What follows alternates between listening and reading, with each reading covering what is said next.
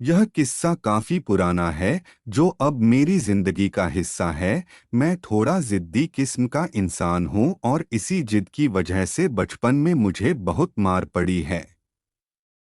लगभग मुझसे घर के सारे लोग परेशान रहते थे।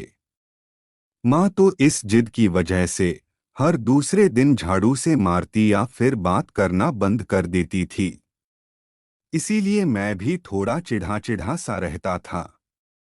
लेकिन इन सब रंजिशों के बीच एक शख्स चुपचाप मेरे साथ खड़ा रहता था। वह थे मेरे पापा। हाथ उठाना तो दूर की बात है, मुझे तो यह भी याद नहीं कि आखिरी बार उन्होंने मुझसे ऊंची आवाज में बात कब की थी। हुबहू मेरी तरह दिखते हैं वो, क्योंकि पापा हमेशा कहते हैं कि जितना मैं उनसे सीखता हूँ उतना वह भी मुझसे सीखते हैं। बाप बेटे के रिश्ते से पहले हमारे बीच दोस्ती का रिश्ता है। जैसे दोस्त एक दूसरे के बिना कुछ कहे आंखों ही आंखों में एक दूसरे का हाल समझ लेते हैं, बिल्कुल वैसा ही हमारा रिश्ता भी है।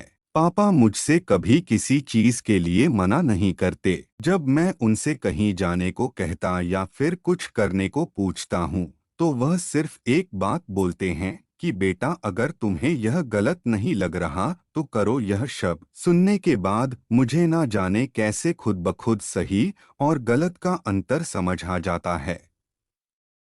यह बात उस समय की है जब मैं 5वीं क्लास में पढ़ता था।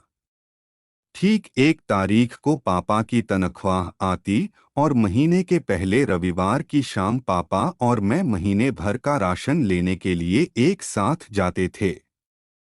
मुझे आज भी याद है, एक पुरानी सी साइकिल के हैंडल पर 2 थैले बांधकर महीने भर की खुशियां लेकर आते थे। एक बार उस रोज हम राशन लेकर घर वापस आ रहे थे तो पापा की नज़र थैले के ऊपर रखी हुई एक विम बार की बड़ी टिकिया पर गई। पापा ने मुझे रुकने के लिए कहा और हिसाब वाला खाता मांगा। उन्होंने कुछ देर हिसाब वाले खाते में जांच पड़ताल की और बोले, क्या इसने तो छोटी टिकिया के दाम जोड़कर बड़ी टिकिया दे दी। चलो कोई बात नहीं, तुम यहाँ कुछ देर इंतजार करो, मैं इसे अभी बदलवा कर वापस आता हूँ। इतने पर मैं फट से बोल पड़ा, पापा यह क्या कर रहे हो? अब रहने भी दो।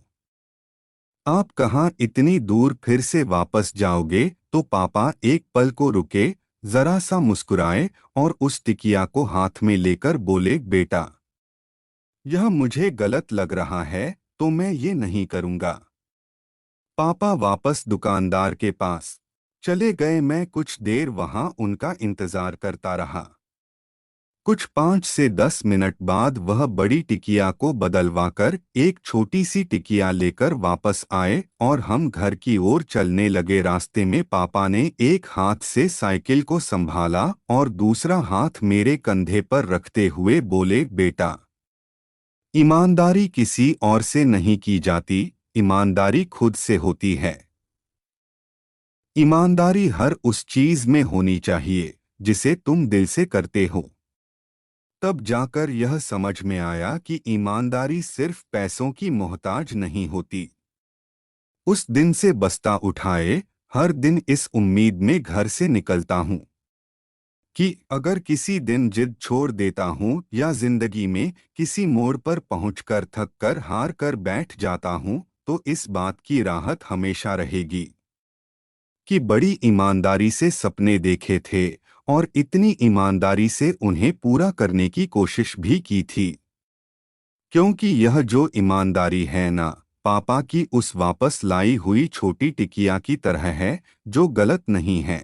सपनों के लिए जोश, जज्बा, जुनून, हौसला, हिम्मत, यह सब बहुत जरूरी है।